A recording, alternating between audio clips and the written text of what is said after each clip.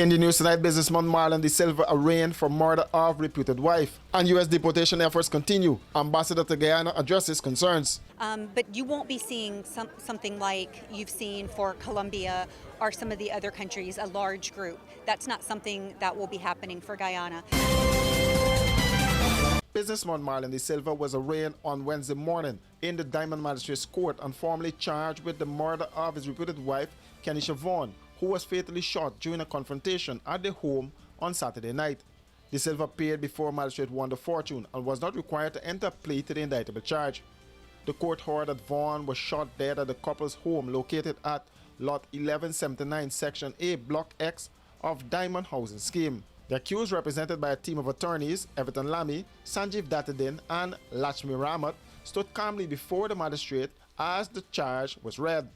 Lamy, who made excuses for Dattadin and Rahmat, told the court that De Silva has no previous convictions and that he and the deceased shared a 3-year-old son. He told the court that he was disappointed that the Director of Public Prosecutions moved to institute a charge of murder against De Silva without having a chance to view the recording of the incident, which is in the possession of the Guyana Police Force. He also said that based on the recording, he would be engaging the DPP to have the charge of murder changed. Based on Lamy's statement, it seems that he is hoping to have the murder charge withdrawn and the charge of manslaughter instituted instead. The prosecutor told the court that the police file was incomplete and that they are still awaiting the postmortem and ballistic reports. Outside of the courtroom, family members of the suspect came out to lend support and were briefed by attorney at law Lamy on the matter. De Silva will return to court on March 21st when the matter will be called for report. Vaughn, a 27-year-old housewife and the mother of a 3-year-old boy, was reportedly shot multiple times during the altercation. According to a police report, De Silva, a licensed firearm holder, returned home intoxicated from a city bar and confronted Vaughn in the kitchen where an argument ensued. During the argument, the suspect dealt the victim a slap, after which she ran for a knife and approached the suspect, who pulled out his firearm from the waist of his pants and discharged several rounds in the victim's direction, hitting her about the body.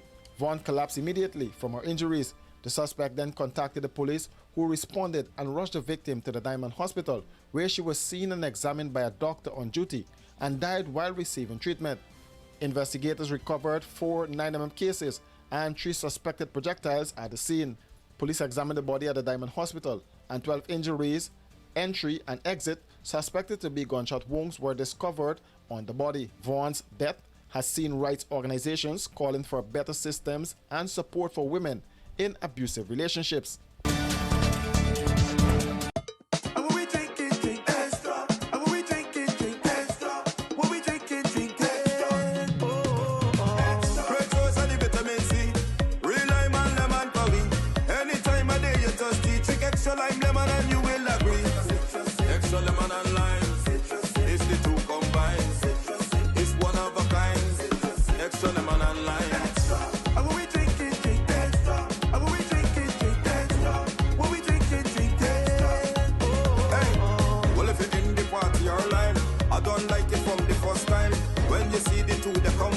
Drink and taste, you will never decline. Extra lemon and lime, it's the two combined. It's one of a kind.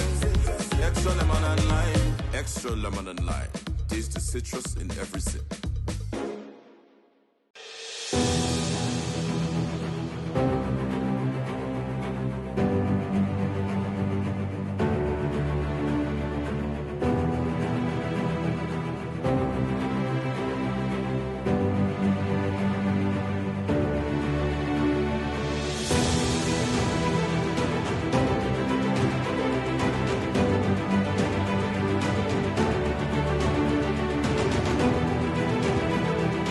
Running late and can't wait to the gate? We got you.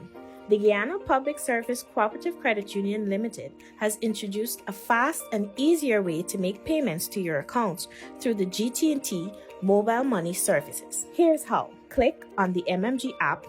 Under Services, select Pay Bills. When you are there, look for the Financial Institution option. Once that is done, select Guyana Public Service Cooperative Credit Union Limited to pay your loan or make payments to your savings. Payments to the credit union made easier. GPSCCU, the credit union you can bank on.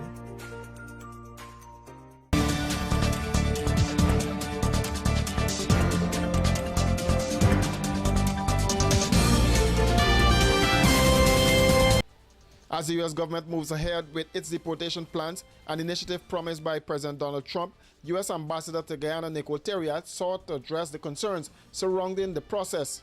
Speaking to reporters Wednesday morning at Ivlery on the sidelines of the annual police officers conference, Terriat emphasized that Guyana's situation differs from that of other nations facing mass deportations. Actually, I've heard nothing at this point about that from the administration, the new administration in Washington. We've always had routine deportations of citizens of all over the Caribbean, all over the world, and that's not something new. But you won't be seeing something like you've seen for Colombia or some of the other countries, a large group. That's not something that will be happening for Guyana. It will just be a routine process that's been going on for decades. And what about accepting? Have the U.S. approached Guyana about accepting citizens from third-party countries, illegal migrants? Bringing them here? I believe that conversation was had, but I wasn't a part of that, so I can't really give you any information. But I believe they did have that conversation with most of the countries in the Caribbean, in fact. It remains unclear how many Guyanese nationals may be impacted by the ongoing deportation push. For these and other stories, do visit us at our website www.rdproductiongy.com.